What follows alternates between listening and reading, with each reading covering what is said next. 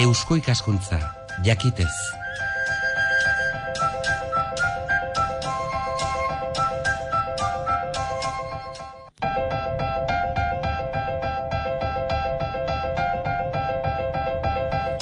Kulturaren arloan barneratuko gara, jakin nahirik eta ulertu nahirik. Izan ere, gertatzen dena interpretatzeko giltza delako kultura. Kulturgintzaren zabalkundean, elkarlanean, Eusko ikaskuntza eta Euskal Herria irratia. 2011-2012 temporaldi honen hasieran gaude eta berriz ere, zuekin eta kulturgintzaren zabalkundea eginez. Gaurko gaia ekonomia, solaskidea Inma Errea. Inprentan dago oraindik, baina aurki argitaratuko da ekonomialari harrituen manifestua. Aktualidade beteko gaia. Etengabe ari zaizkigu, merkatu eta merkatu finantzieroez eta defizitat eta zor publikoa dela eta murriztapenak egin behar direla eta sinistu, ez diteke sinistu, baina jakin eta ulertu ere ez dugu askorik ulertzen. Izutu egin nahi gaituztela horixe bai somatzen dugu. Bada, orain adituko dugun moduan, urtebete inguru da ekonomialari frantziar batzuk manifestu bat atera zutela. ATG hitza erabili zuten, euskaraz harrituak. Inma Errea da itzultzaile, eta Josara Senar kazetariak egin du hitz aurrea. Iruñeko Zenlit etxeak aterako du denon artean bilduman. Kaleratu arte itxoin gabe aurrera pena eskaini nahi dizuegu. Zuek, jakin dezazuen beste inork baino lehenago zer dakarren ekonomialari harrituen manifestu honek. Eta beraz ariari helduko diogu besterik gabe. Horren bestetan aditzen dugun merkatua, merkatu finantzieroak, zer ote dira, nun ote daude? Horixe galdera, lehendabizikoa Inma Erreari formulatu dioguna. Bueno, badira, finantza produktuen edo merkatuak. Hor sortu da, alako, ekonomia errealaren gainean, sortu da beste ekonomia bat, bankuena eta hori daukagu, eta bankuekin batera egituratu da, alako, bursena. Ez dakit, guk entzun dugu, bentsat nik hazi bitartean beti entzuten nuen, eta aitak nik uste dut, jende asko, gure herrian esate baterako, jende asko gero galdu egiten zuela bursetan, zen akzioen kontura sartzen zieten, eta jende asko nik uste dut, galdu, irabazi behintzatez, ez dakit, galera irabazietan azkenean galitzen ziren berdin, ez? Orduan, hor sortu da sistema bat, eta sistema hori baliatu izan nahi da ekonomia erreala finantzatzeko. Baina hori egin beharrean izan da aldrebez, hauek esplikatzen dute, teorian merkatu hori, merkatu finantzari hori, zertarako zen, enpresei dirua emateko, enpresek beren ekoizpena egin dezaten, ez?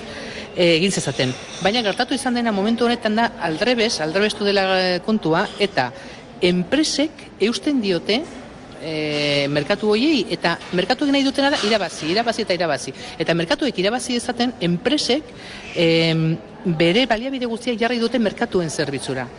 Horrek, ekarri du, esate baterako hemen esplikatzen dute oso ongi ekonomiari hauek, zer ekarri duen besteak beste, langileak esate baterako langileen garrantzia gutxitzea enpresetan, eta esate baterako mezu horiek, ez, soldatak murriztu behar dira. Zenbat urte dara magu mezu horiek entzuten, ez? Soldatek daukate krisien beti errua, nio izenez, 80ko hamarkadan hori bera entzuten genula. Nio izenez, gara hartari telebistan nengoen, euskal telebistan nengoen, hori izenez oso ongi, euskalduna eta krisi ura guzian, gertatu zenean, Bilbo aldean, eta enpresari gehienen esaldia ura zen, ez soldatak murriztu behar dira krisiotatik ateratzeko. Orain berriz gaude modu berean, edo soldatak murriztu, edo jendea bota kalera. Hauek esplikatzen dute hain zuzen, merkatu finantzari horiek badirela enpresak, baina enpresak hipotesiekin jolasten direnak, eta gure ekonomia erreala mende hartuta haien jokoetan eritzen direnak, haiek irabaztiak izateko gu egon behar dugu izoratuta. Horren ekonomia erreala esaterakoan zertaz ari da? Ekoizten duena, zerbait egiten duena. Beste ekonomia, bestea da, improduktiboa.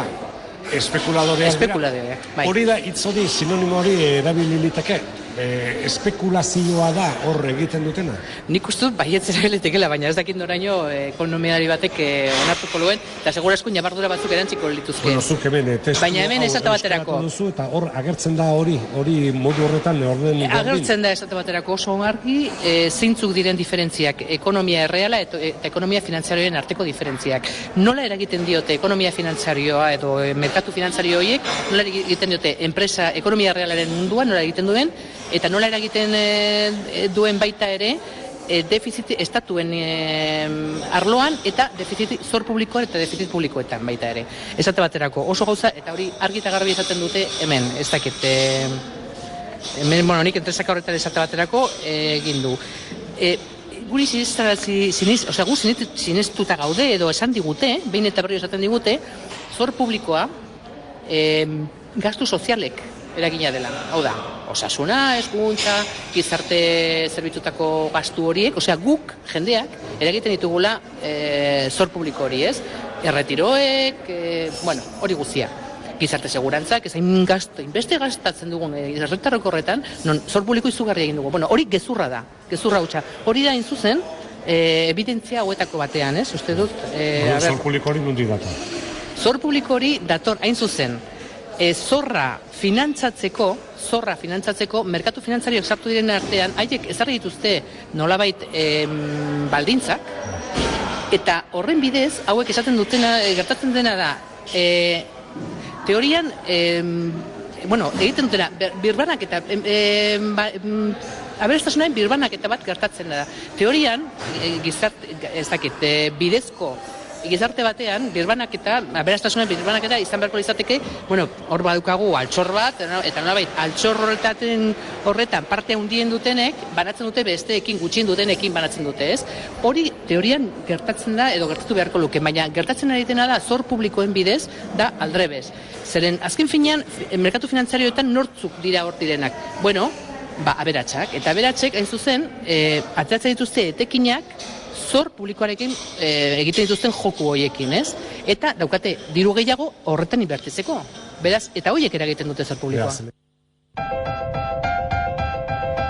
Ima errearekin ari gara solasean, berak euskaratu du ekonomialari harrituen manifestua.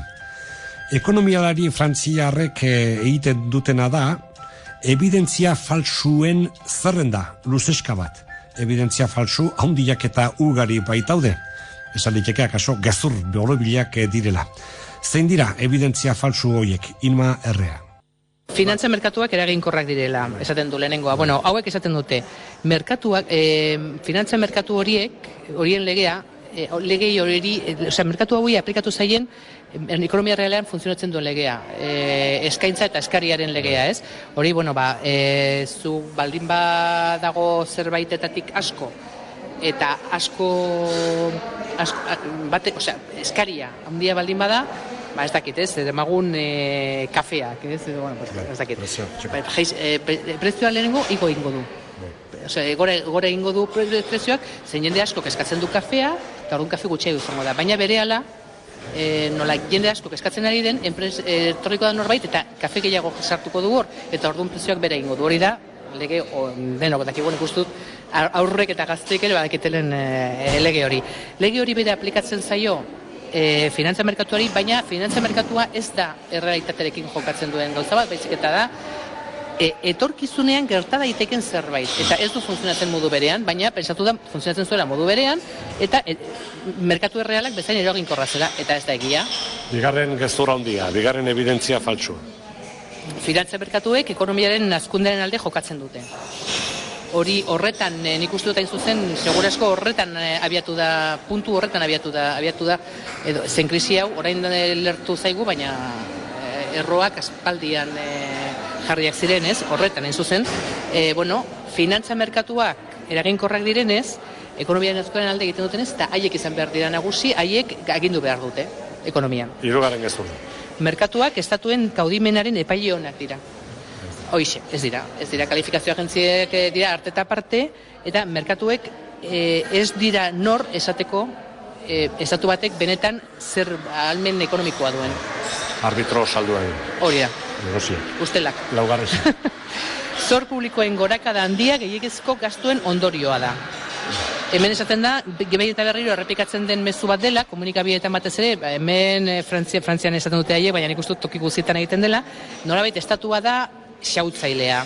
Esaten dute, irudi bat ematen dute, aita mozkorti batek diru guztia ardotan irabaziko gastatuko balu bezala jokatzen duela, eta bere seme alabei ezer eman gabe, ez? Orduan hemen egiten du estatuak gastatzen du zertan, pues erretirotan, funtzionariotan, jendeari pobrei dirua ematen edo osasun gastutan. Eta horrela sortzen du zor publikoa. Hori da teoria nagusia eta denok pentsatzen dutena eta esaten dute hori ere gezurra dela. Beste bat dator urrena. Gastuak gutxitu behar dira zor publikoa gutxitzeko. Esaten dute ez justu kontrakoa, gastu soziala handitu egin behar dela atzeraldian ez erortzeko. Eta zor publikoa gutxitzeko murriztu behar dela merkatu finanziarioen eragina. Zor publikoaren ingurutik dira hurrengo biak ere, bat gero bere bilobek ordaintzeko dutela hori ere ez dela gezurra. Transferentzia, zor publikoaren transferentzia izaten ari dena, zuzen da, transferentzia bakarra izaten ari dena da, orain, honetan munduan oroar, aberatsak ari direla biltzen besteen dirua, eta gero eta aberatsago hori ikusten dugu, ez? Aberatsago eta beste gero eta pobreago. Eta honen ingurutik bestea, zor publikoa finanziatzeko, bai, lasaitu eta bai. Lasaitu, eta bai, lasaitu behar direna hori. Claro, orduan, zer gertatzen da, merkatuak lasaitzeko nolabait haiek oso urduri baitaude, estatuak asko gastatzen duelako, orduan estatuak gutxiago gastatu behar du, eta neurri batzuk hartu behar dira beraiei ordaintzeko.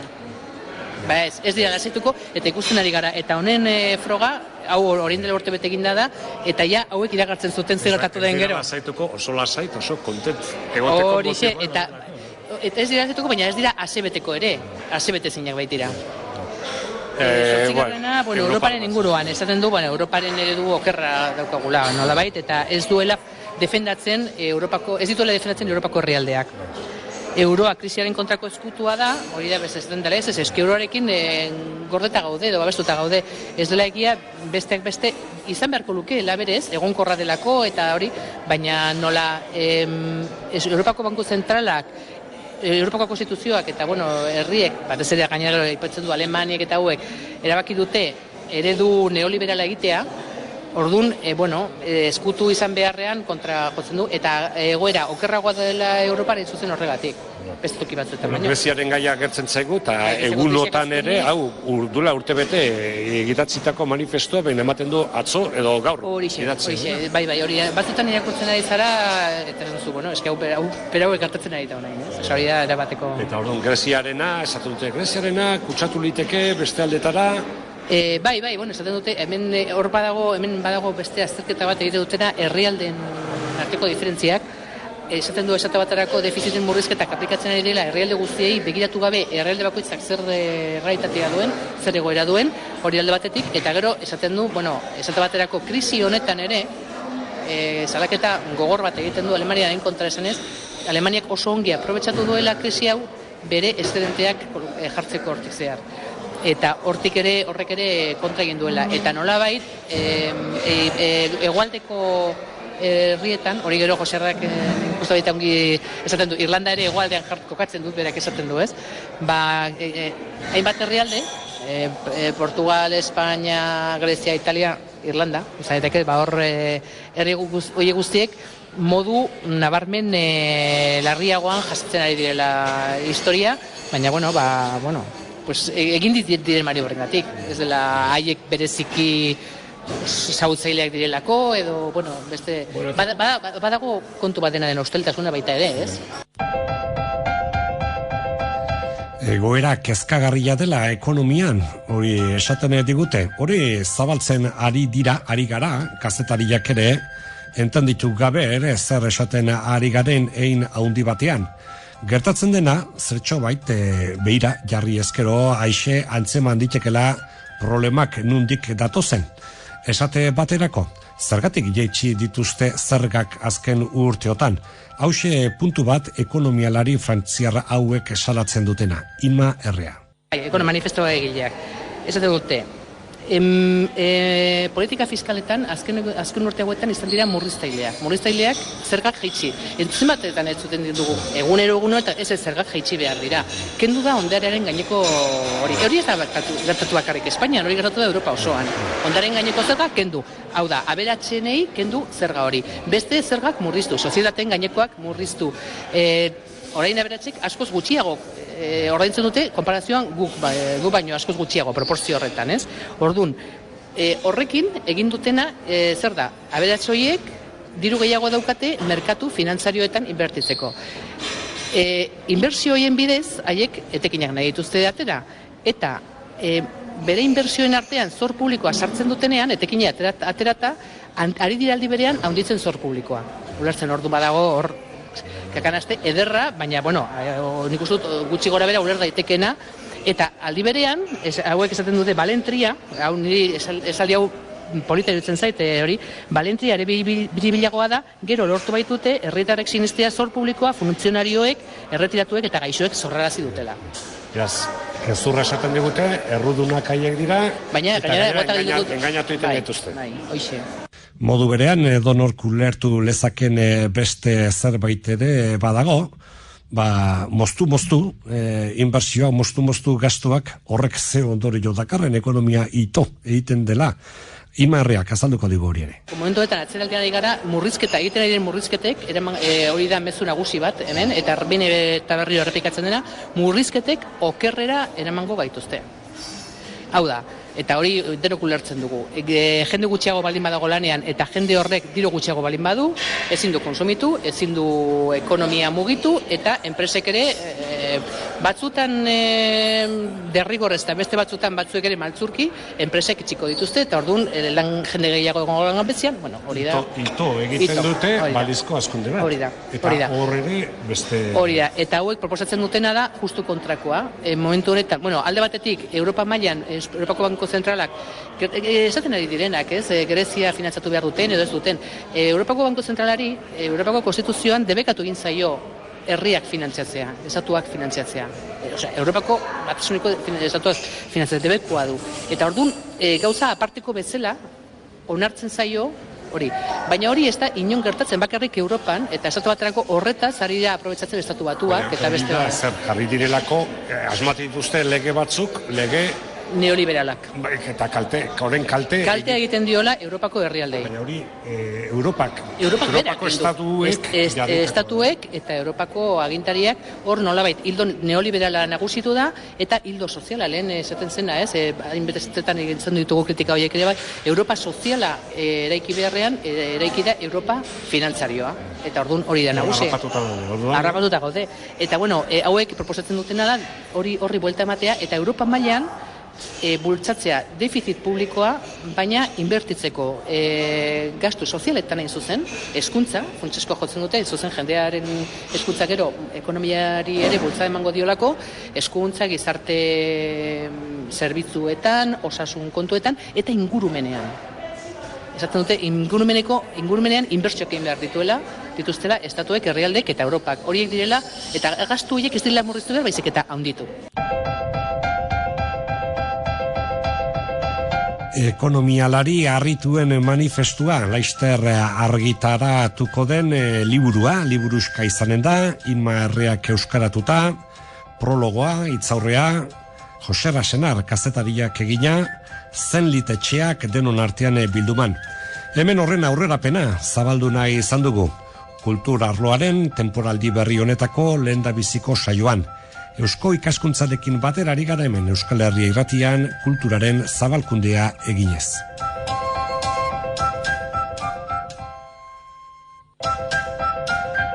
Eusko ikaskuntza, jakitez.